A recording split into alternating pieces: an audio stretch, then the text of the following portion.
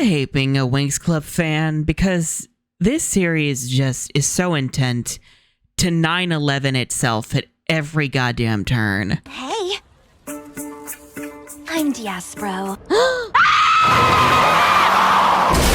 Okay, so the Winx reboot just dropped in the UK via the BBC iPlayer.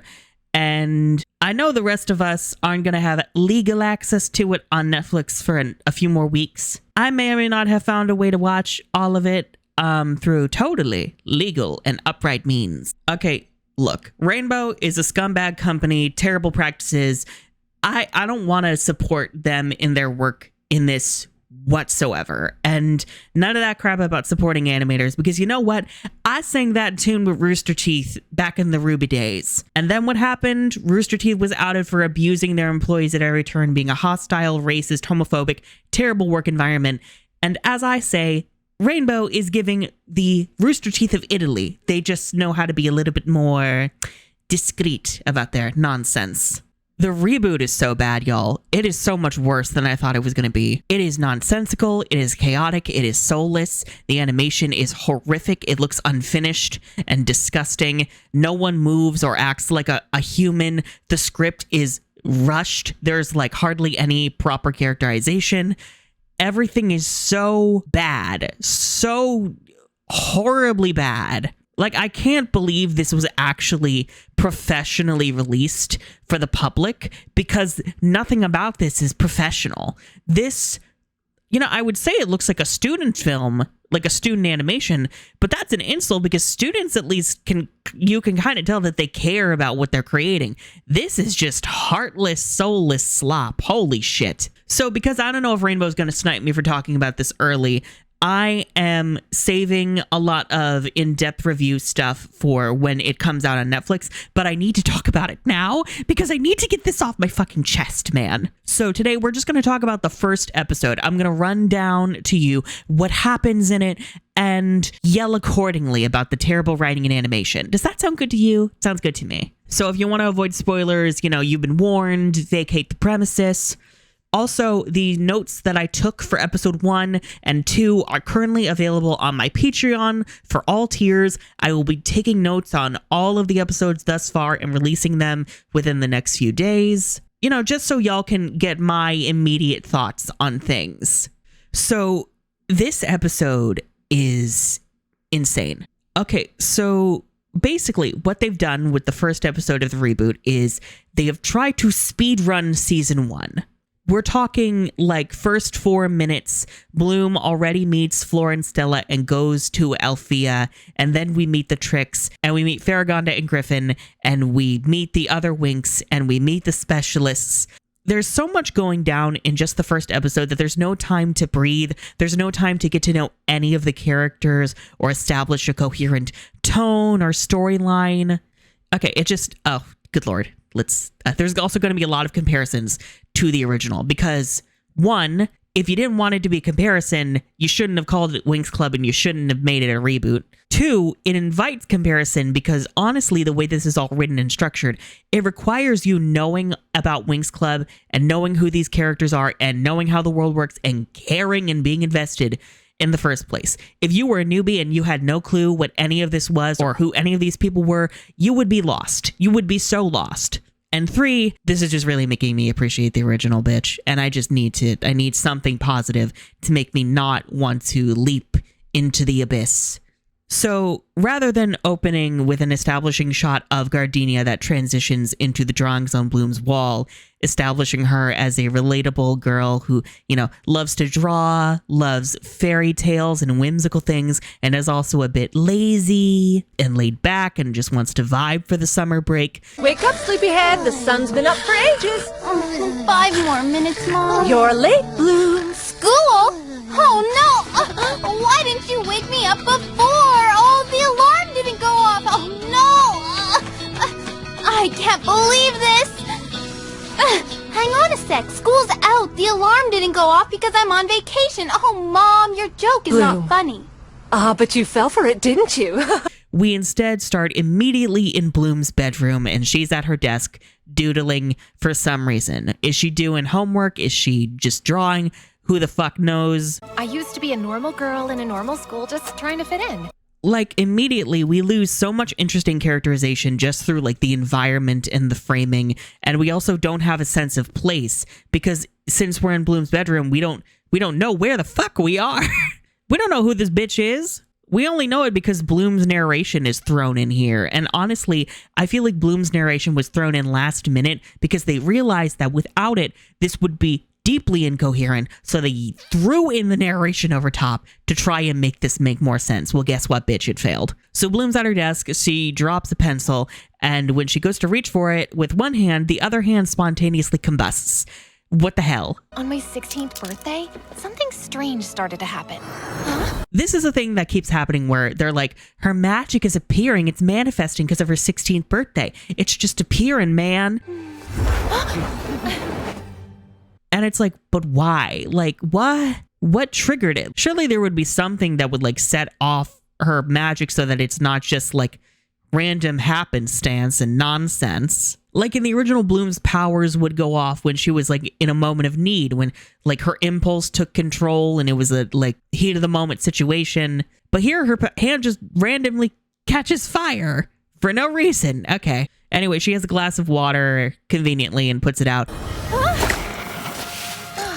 I'm not sure if like this is a system she has in place because it's been doing that for a while, or if it just happened to be there because the plot needed it to be, because there is no communication whatsoever about Bloom's daily life. Like, we don't know if the bitch is in school. We don't know if she's in summer break. We have no clue what's happening. We don't even know the time of day right now. Like, is this the morning and Bloom hasn't come down for breakfast yet?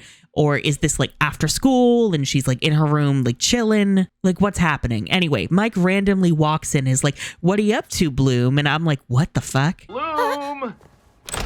So, What do you mean, what are you up to? Why are you just waltzing in here randomly? I'm respecting your privacy by knocking, but asserting my authority as your father by coming in anyway! Like, did he just get home from work and he's like wanting to see Bloom? Or like what gives? There's no sense of like the routine of these characters' lives and their relationships to each other. People are just kind of appearing at random, doing random shit. How's my little girl doing? Everything okay? Sure. So anyway, Bloom is trying to hide the spontaneously combusting hand, and they go downstairs, and it's her birthday, so they got her a bike, and Bloom's like, oh my god, this must have cost a fortune, as if they just took out a second mortgage on their apartment. Happy birthday, honey. It must have cost you a fortune. It's so, oh, good lord. So like before this happened in the original, Vanessa, Bloom's mother, was like, you're going to help me in the shop because, you know, it's summer and you don't have much better to do. You should try to go to bed earlier, you know. You were up really late last night. I was reading. Fairies, myth, or reality. Ugh, don't you ever get tired of these silly things? They're not silly, okay? Actually, now the school is over, you can help me in the shop. No.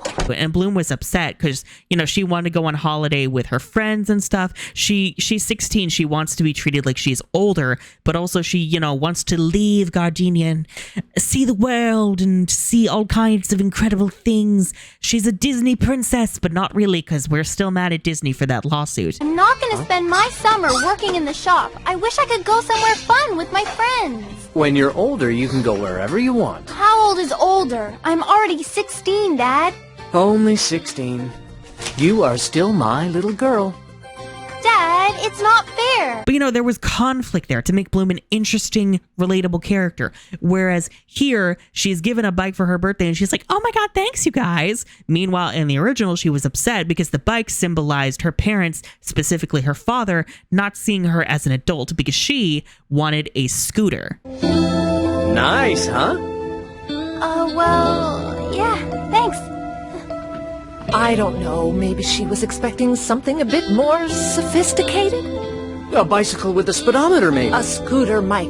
But scooters are dangerous and they cost a bundle. We'll try to put some money aside. Maybe next year we can get her one. He'll never change. My dad'll never let me ride anything faster than a bicycle. Hey, Bloom. Why a scooter? Well, let me share with you, bitch. This show used to be proud that it was Italian. And you know what they have in Italy and other European nations? Walkable cities.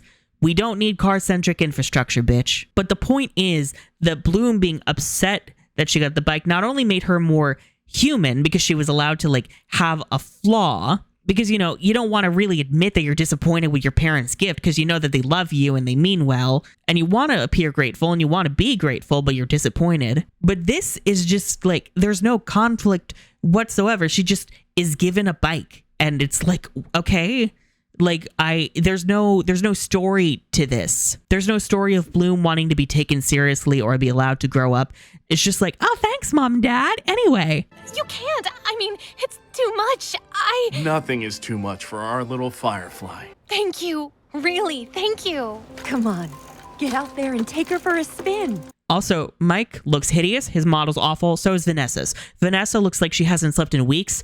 Her purple sleeves are hideous. They don't go with the outfit at all. And honestly, every time I look at them, they make her arms look bruised and diseased. So then Bloom goes to the park or whatever. Okay, it's sunset. What is happening? It's sunset and there are people, but then suddenly there are no people. And suddenly we just see Stella and Flora in their fairy forms fighting not nuts, but a random monster in the park, in the open, in the wide open. What? Okay, so once again, in the original, Bloom decided to go to the park herself to, you know, take her mind off things, take her mind off the fact that she was upset and she just had a run-in with Mitzi, that bitch. We'll get to her later. And Kiko, you know, the rabbit she used to have, Kiko went off, encountered Stella, ran back, and Bloom went to go investigate with him. And they went deeper into the woods and they found Stella fighting off Nut and his little ghoul army. What's the matter, Kiko?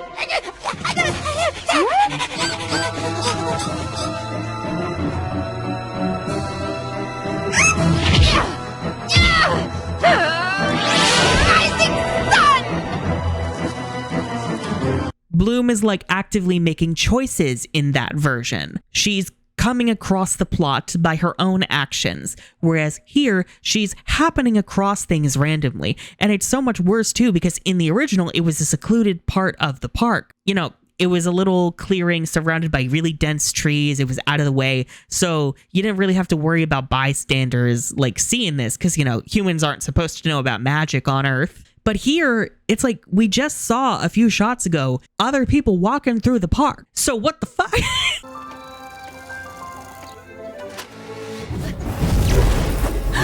Where did they go? Did they get raptured? And Stella and Flora are just not worried at all about someone seeing them. And they get knocked the fuck out because they're losers. And the monster spots Bloom and charges her.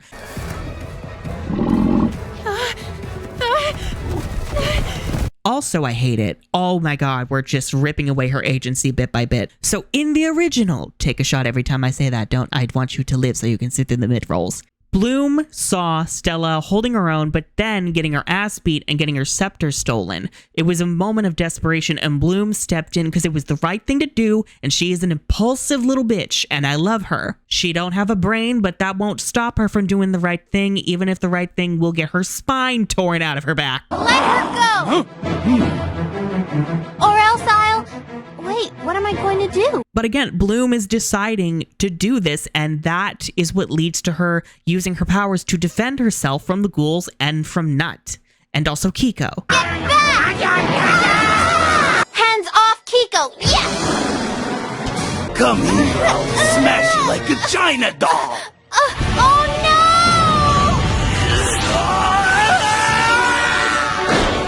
Whereas here, Bloom is just randomly minding her business and then sees this shit and then gets attacked. She's not making any choices. She's just reacting.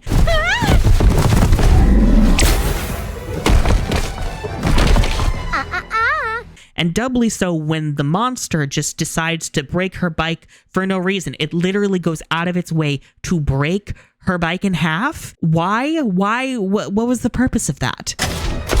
No, not the bike! Don't even... No! And the bike doesn't really matter because the people who gave it to Bloom don't matter, and Bloom herself doesn't really matter. So Bloom unleashes a fireball because she's upset or whatever, and Stella and Flora are like, that's our girl. That's who we're here for. Because guess what? They're here for Bloom. We are here for you. For me? Instead of Stella being randomly attacked by Nut while traveling worlds and forced to land here so that the girls meet by happenstance. I was trying to get to Althea Castle in the realm of magic. Those creatures attacked me and I was forced to land here. On your planet. Which honestly made it more cute and wholesome. Here, Stella and Flora knew there was a fairy on Earth and they went to go find her, and that's Bloom. And I hate that because so much of that, along with what we learn later, makes it feel like an errand and also minimizes the chance for an organic friendship between the girls, especially because now that Flora's also here, it minimizes the importance of Bloom and Stella's friendship because they don't get to have a friendship here. None of these girls do. Oh god, and we get to another stupid part where, like, okay, so Bloom's running away. It's still sunset. Clearly sunset. She's running away. The monster leaps. The girls grab her, help her dodge, fly her out of the way. And the next shot, they're in a tree. They land in a tree away from the monster. There was no passage of time. It's literally just a few seconds later. That's the way it's cut. However, within that one shot, it is now nighttime. I'm talking dead of night.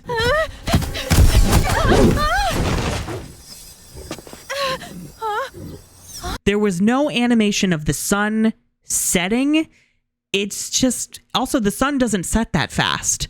It takes a while for sunset to happen and for it to become fully, completely dark. But here, what? What's happening? And this is the thing that's going to keep happening, both with the fact that they really desperately don't want to animate anything, but also the weird passages of time that make no goddamn sense whatsoever. It's about to happen again. So anyway, Stella and Flora are like, that monster must have been after Stella's ring. Why? No one knows. But that monster is probably after your ring, Stella. Again, the monster, like, it's not a character. It's not nuts. So not only do we not have a lovable, goofy character to endear ourselves to. Your glasses, where are they? Right here, Highness. Well, put them on, you doll! An ogre with glasses. Looks kinda lame. Quiet! But also, we don't know if this thing is working for the tricks. I mean, it is, but we don't know that, and we're not clued in because the monster is not a character and it doesn't meet with the tricks and then have a rematch in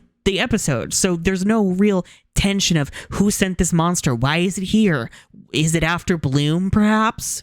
And it's about to get more confusing because as we learn later on, the tricks go right for Bloom. So it's like, why did they give a shit about Stella's ring? So Stella and Flora are like, we're here for you, girl. We're here to take you to Althea, the fairy college or whatever. And Bloom's like, that sounds crazy, but cool. Okay. We're students at the Althea School for Fairies. Cute hair, by the way. Okay. I mean, they sounded crazy. So then they leave. Stella opens a portal, but it's not a portal to Althea. Instead, they go through the portal, terribly animated. Flora's arm breaks in one shot because it's deforming in a disgusting way. And the monster is held back by cheap-looking plastic vines. The next shot, it is daytime, and they are at Mike and Vanessa's apartment. What the fuck is going on? The whole situation was crazy. But the thing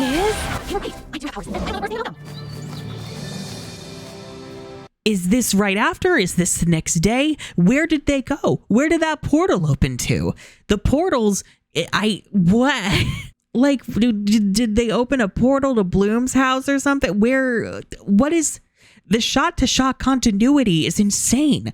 For the record, all of this has been the first 4 minutes. That's right. This isn't the whole episode. This is 4 minutes. In the original, it was just in Gardenia, focusing on fleshing out Bloom and Stella's characters, letting Bloom be an active protagonist, building up to seeing Althea, and having a run-in with Nut as our antagonist for the episode. It was a clear story, it was a simple story, but it was one that got you hooked and one that got you invested.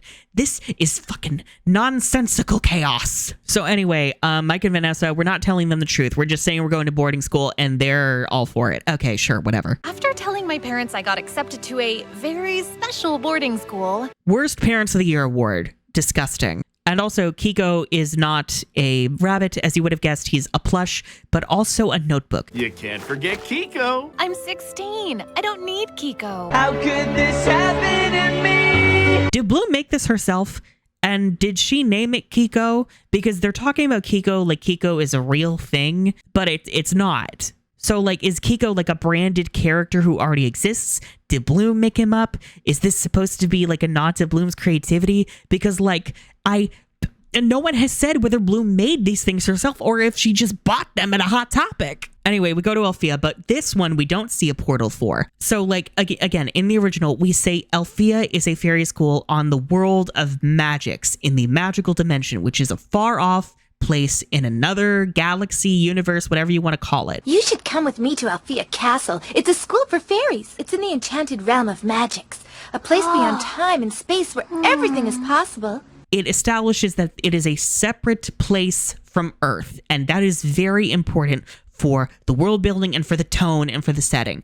But because of this and the lack of information about Althea, for all you know, Althea could just be on Earth in a random secret location. Good lord, the world building is so bad, and the design of Althea is disgusting. Original Althea is beautiful. It is pink, it is unashamedly girly and femme and cute, but also has a lot of beautiful, rounded architecture. It's soft, it's organic, it's welcoming. There's an open air courtyard, and yet the building itself with the interiors are all cozy and organic and warm and safe. Original Althea feels like it could only exist because it was crafted by magic. Real architecture could never hope to look this beautiful. And it felt very Art Nouveau. But this, there's so many like harsh lines and jagged edges, and it's fucking like beige, like sad millennial mom beige. It's disgusting.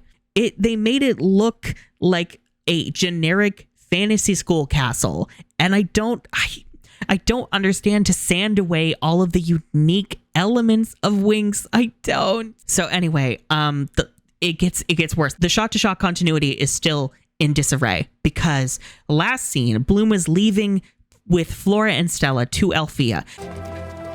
Bye, Mom. Bye, Dad. But in this shot at Althea, Bloom is arriving alone, and she sees Flora and Stella ahead of her, waiting for her. And she's like, hey, guys. And they're like, hi, Bloom. Over here, Bloom. Stella, Flora. That gives they did not travel together, but we just saw them leave to travel together in the last shot. What is happening? I feel like I'm developing dementia from this. And they're just casual about the fairies and witches both going here. We'll get to that in a little bit. So anyway, we go to the Winx dorm. I hate the design of the dorm. I hate it. I really loathe open concept now. The old dorm was cozy. It was cute. There were designated areas for hangouts like the lounge, the little entranceway, the little desks leading to the balcony in the back. But this is just, it's too open, but it also feels claustrophobic because the big open space means that you can't split it up between like designated areas. And there's like so much less privacy as a result. So anyway, it feels like we just arrived in the middle of the school year rather than beginning. But that makes it worse because somehow Bloom already has a space here. Well, it's weird because we don't see anybody's rooms except for like Stella, which is bizarre. Wait, what? What do you mean? But at the same time, it's like Bloom already has a room here ready to go, even though she was just detected. Make that make sense. Anyway, we meet Musa, Aisha, and Tekna. Don't worry, they don't matter. They don't do anything. This is their only scene in this episode, and they will not do anything of significance until episode 3, allegedly. There's a moment, oh my god, where we meet Aisha, and this has been haunting my server for like so long at this point. Okay, so Aisha's like, Aisha, Fairy of Waves, you'll see my name on my food in the fridge. Firstly, where is the fridge? Second, she was backflipping for some reason, but it gets weirder because she's talking to Bloom and then suddenly she just glitch cartwheels back. Like there's no animation of her leaning forward to build momentum and then to leap back. Like I'm a hobbyist when it comes to 3D animation, but even I know this shit, that you have to like pay attention to human movement and momentum and understand how the body works when it's in motion. This is something an amateur would get right. You don't just leap backward with like no momentum. And while she's doing this, Stella's also in the foreground, just standing there like an NPC waiting for your player character to talk to her.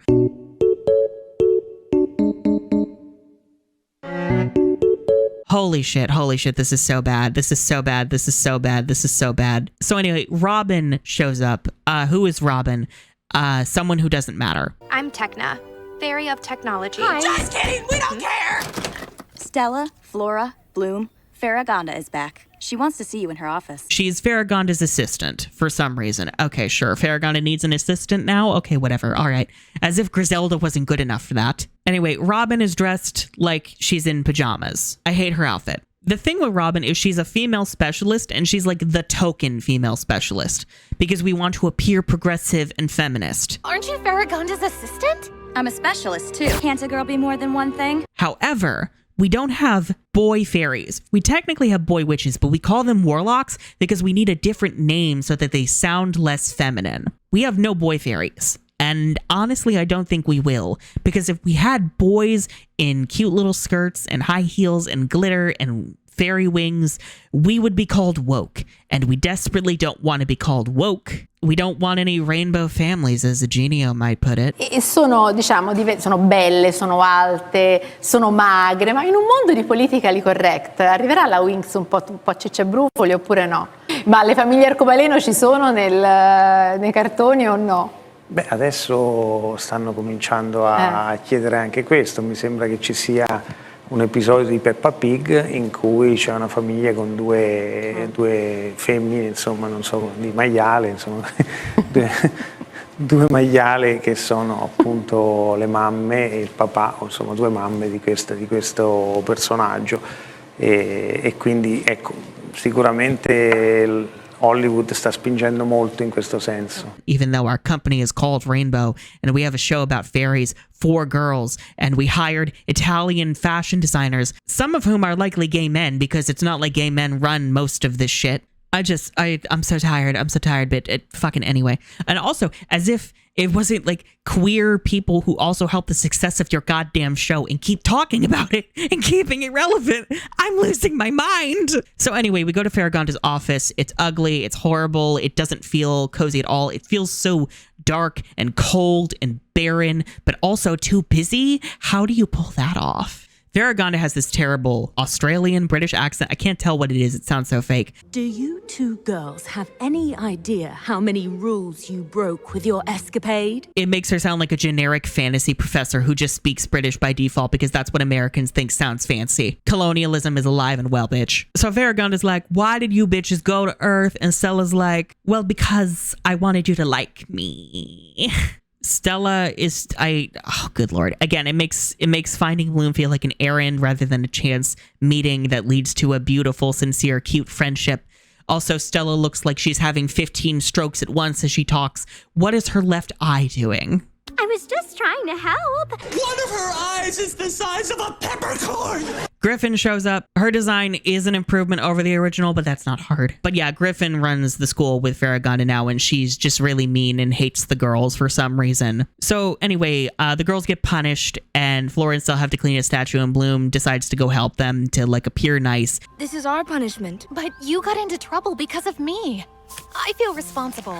Because the only choices she's allowed to make are ones that will make her appear flawless and wholesome and perfect. And in this moment, we talk a bit about why witches are here. Apparently 16 years ago, Fall of Domino, hey, what's up, girls? There was some nondescript war between the forces of light and darkness. Their school, Cloud Tower, was destroyed in a massive battle 16 years ago when the powers of light and darkness went to war. What the fuck does that mean? Who was actually fighting?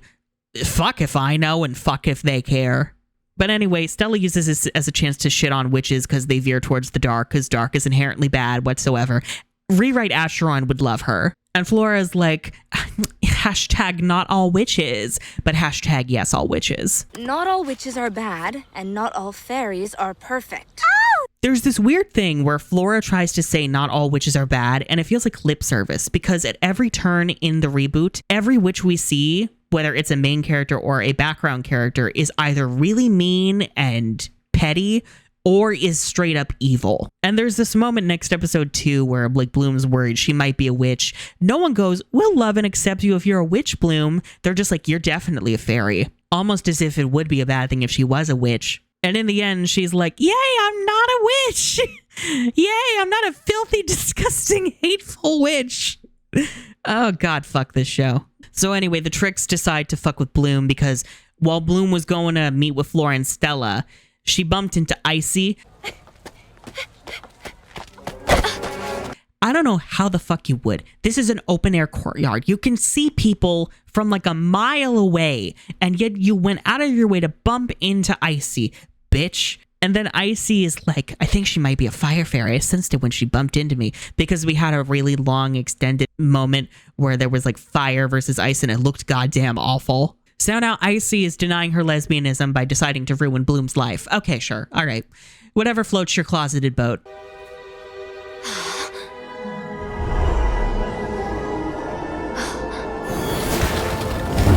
So they wreck a statue and frame Bloom for it. Griffin believes it because she's a Nimrod who didn't see the tricks clearly, visibly lighting up the statue like the 4th of goddamn July. And so these three have to go clean the stables. If you're wondering where Musa, Aisha, and Tekna are, they're in hell. They don't matter. So anyway, we clean out the stables and Damien is here. Who the fuck is Damien? Someone's AI fanfic OC.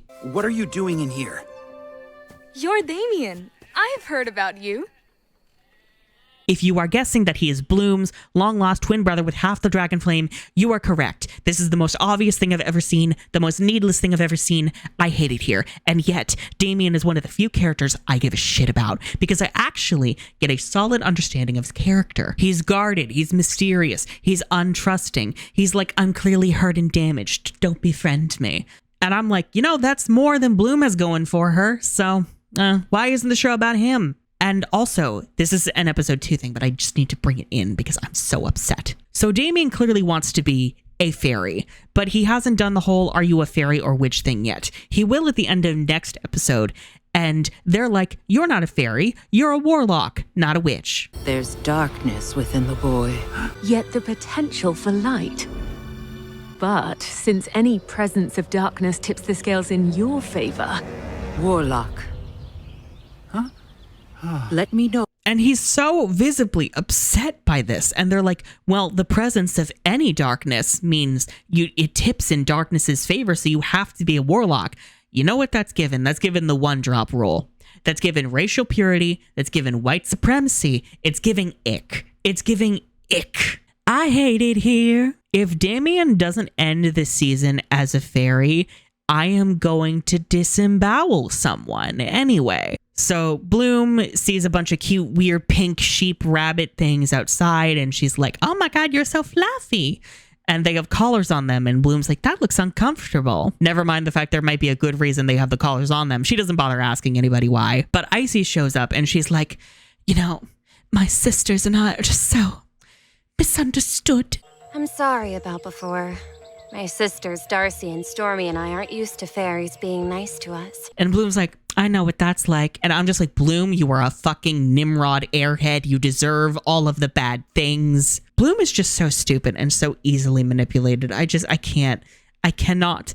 Icy brings out this little device with a green and red button. And she's like, I think this loosens the collars. I got it from that caretaker guy. I saw the caretaker using this. I think the green button loosens the collar. And I'm like, how the fuck did you get that? What? Anyway, Bloom's an idiot. She doesn't think to like double check with Damien or anybody else about it. She just hits the green button and the collars all pop off. And I'm just like, kill her quickly. So yeah, it turns out that's a bad thing because these things are changelings. And when the collars are gone, they change into weird manticore goat things. I don't know. Honestly, they look like AI-generated Spyro knockoff monsters. But also, again, they changed form off-screen, so we don't have to animate the model changing. Because despite this being an animated show, we don't want to animate anything.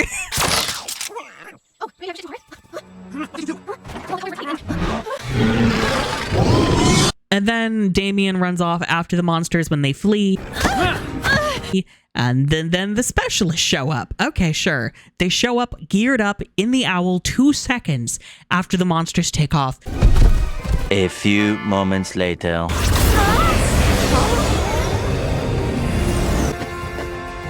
What? How? What? What? No one had to call or notify them. They just knew to show up at this exact moment immediately after. What the actual fuck is going on? Also, they look horrible. They all look awful. Brandon still looks like James Charles with 2 black eyes. So then they all go off to find the monsters or whatever. And the fight is really, really bad. The specialist weapons look terrible. There are so many moments where like they'll use their weapons or their shields and they'll just appear in a frame in an instant. There's like, again, no animation to their weapons whatsoever. It's so embarrassing. Stella and Flora transform. Their magic is pathetic. Stella just blinds some of the monsters. Flora uses vines that look really cheap and plastic and weak. I could barely see them on screen because they don't take up very much of the frame and they just blend in with the rest of the forest. And there are so many angles too where they put the collars on the monsters and the camera is framed in a way and they add effects to cover the fact that there's no animation to the transformation whatsoever. It's so embarrassing. Well. Anyway, Bloom goes off after the last couple creatures. The tricks send them through a portal to Gardenia, and Bloom goes in after them, and she winds up in her high school.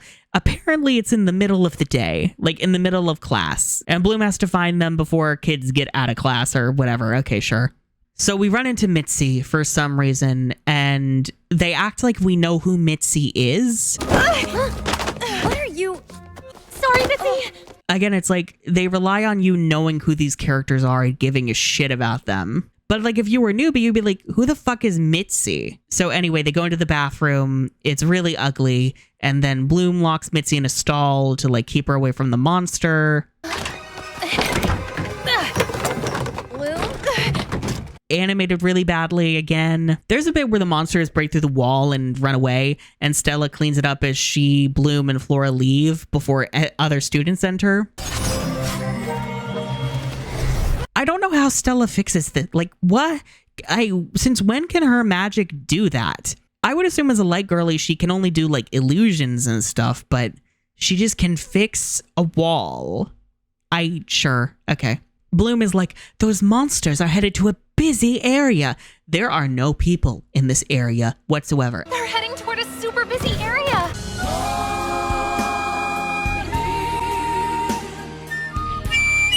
Again, it is a wide open space, but there are no people.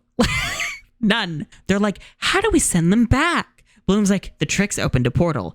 And Stella's like, I'll open a portal. And I'm like, you needed Bloom to mention how the tricks did this to know that you could do this? Stella, earlier in this episode, you opened a portal so that you could leave the poorly animated tree in the park. I don't know where it went, but you opened that portal. Why did you need a brainstorming session for this, you nitwit? So we get back, we collar the monsters, they're calm or whatever. And then the episode ends with the tricks in some random lounge. I think it's their dorm, I'm not sure, but there's like a lime green fireplace of clear, invisible evil. And they're like, we're gonna torment Bloom. And I'm like, oh my God, I wish I was dead. There was so much in this episode. The original one worked because it took its time introducing you to the characters, getting you to care, giving you pieces of the world at a time, giving you different characters at a time before it threw you into the fucking deep end. Like, these are new versions of the characters. You need to take your time introducing them, introducing us to what this new tone is going to be like. You can't just rapid fire through all this shit. It was so insane. It was so nonsensical. I have no clue why the hell it was structured like this.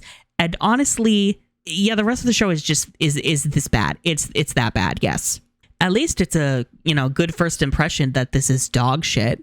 Like, this is honestly so much worse than like seasons 5 through 8. I'll say it. The freaking Nickelodeon specials had better pacing than this. And there are so many other horrifying things too, like the fact that Diospro looks like an inbred Dolly Parton who fell into the fountain of plastic youth and had a stroke. The main villain Vexius being like really boring, but also like Jack Frost, but been suffering through a century's worth of twink death, being like, I am not afraid of a tween. That's a real line. I am the Dark Lord. I am not afraid of a tween. This is so bad. This is so bad. Oh my God. And this is going to be so many people's like first impressions of Winx. I'm embarrassed to be a Winx fan, honestly. There was a tweet someone shared in my server of like someone going, being a Winx fan is just a humiliation ritual. Accurate AF. This is just proof to me Rainbow doesn't give a shit. This has the marks of AI through the script and the visuals all through it, and they just threw in a few like band-aids to try and cover it up. Like, honestly, I think the witches are here just because ChatGPT didn't realize they all went to different schools, and then they just covered up that fact afterwards with a few lines thrown in here and there.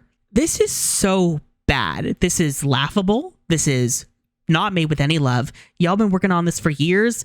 It looks like it was done in a weekend, and y'all were high during that weekend. This is embarrassing. Y'all should be embarrassed and ashamed. Honestly, I am so sad for this because I love Winx Club with all of my heart. And a small part of me had a little bit of hope that maybe the reboot would defy expectations and actually prove to be like somewhat decent. But this is so bad. Holy shit. This is like a level of bad that I didn't think was possible. Honestly, I hope it flops because this doesn't deserve to succeed. We deserve so much better than this. Winx Club deserves so much better than this. And I hope Rainbow and Eugenio are shamed and embarrassed, and I hope they're laughed out of the public. Oh my god. It's over. And we're going under.